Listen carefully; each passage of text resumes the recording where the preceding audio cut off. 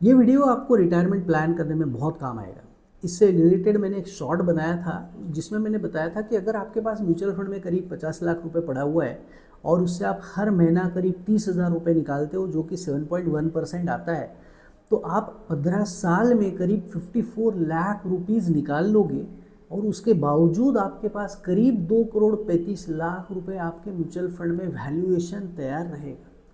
तो सोचिए आपका रिटायरमेंट जिससे आप आराम से निकाल सकते हो।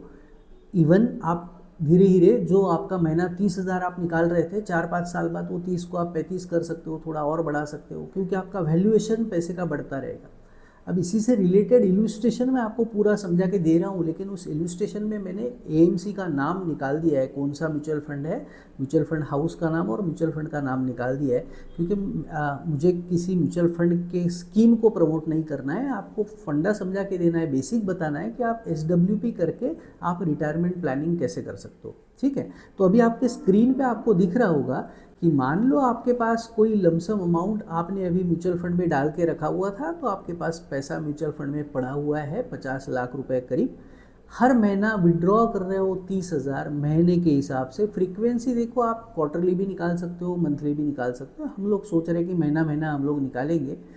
इन्वेस्टमेंट डेट हमने ये पकड़ा है कि हमारे पास 20 अगस्त 2010 को 50 लाख रुपए हमारे पास बैंक हमारे म्यूचुअल फंड अकाउंट में पड़े हुए थे, उसका वैल्यूएशन उतना था। हमने 20 तारीख से ही अगले महीने से पैसा निकालना चालू किया, SWP लगाया, सितंबर महीने से लगाया 2010 के, और 2025 के सितंबर तक हमने कंटिन्यू किया SWP। इसका मतलब हमने करीब 180 महीने तक, 15 साल तक हर महीने 30,000 रुपये निकाला, जो कि हमारा टोटल विड्रॉवल हुआ 54 लाख रुपीज़। लेकिन करंट वैल्यू जो हमारी आज भी पैसे की है, हमारे पास जो यूनिट अभी भी पड़े हुए होंगे, ये कब की वैल्यू है? 2025 अगस्त की। ये वैल्यू करीब 2,35 लाख रुपए बनता है।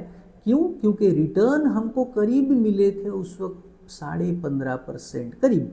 लेकिन एक चीज़ हमेशा याद रखिए, म्यूचुअल फंड में कोई भी जो रिटर्न होता है वो गारंटेड नहीं होता। अगर आपको कोई बोल रहा है कि आपको इतना तो मिल ही जाएगा, हो ही जाएगा, ऐसा नहीं होता है। हो सकता है कि आपको मिले, लेकिन पूरे तरीके से रिटर्न जो है वो मार्केट पे डिपेंड करते हैं। लेकिन हम लोग चॉइस करते वक्त थोड़ा सोच सकते हैं कि हमको कौन से फंड में पैसा डालना चाहिए, हमारे एज के हिसाब से, हमारा रिस्क टेकिंग कैपेसिटी कितना है। ये सारी चीज़ों को समझ के हम लोग डिसाइड कर सकते हैं कि हमको कौन से म्यूचुअल फंड में डालना है।